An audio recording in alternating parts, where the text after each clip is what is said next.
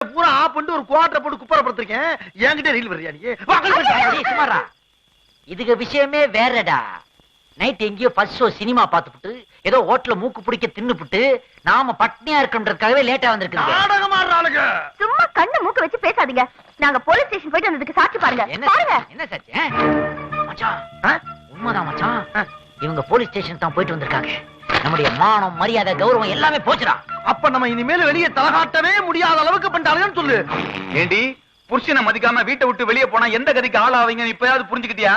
நாங்க வேலைக்கு போறதுனால எந்த பிரச்சனையும் இல்லீங்க. உங்கள மாதிரி ஆம்பளைங்க பஸ் ஸ்டாப்பா நின்னு எந்த பொண்ணு கிடைப்பான்னு சொல்லி விட்டுட்டு திரியறாங்களே, அதனாலதான் வருது பிரச்சனையே. என்னடி வேலைக்கு போய் சம்பாதிக்கிறோன்ற திமிர்ல எல்லாத்துக்கும் பதில் சொல்றியா? உங்க கூட சண்டை போடுறதுக்கு எங்களுக்கு நேரம் இல்ல. எங்க பிள்ளைங்க எல்லாம் பசியோட இருக்காங்க, போய் சமைக்கணும். கொடுங்க. லேட்டா வந்ததும் இல்லாம குழந்தைங்க மேல அக்கறை இருக்கிற மாதிரி காட்டிக்கிறியா?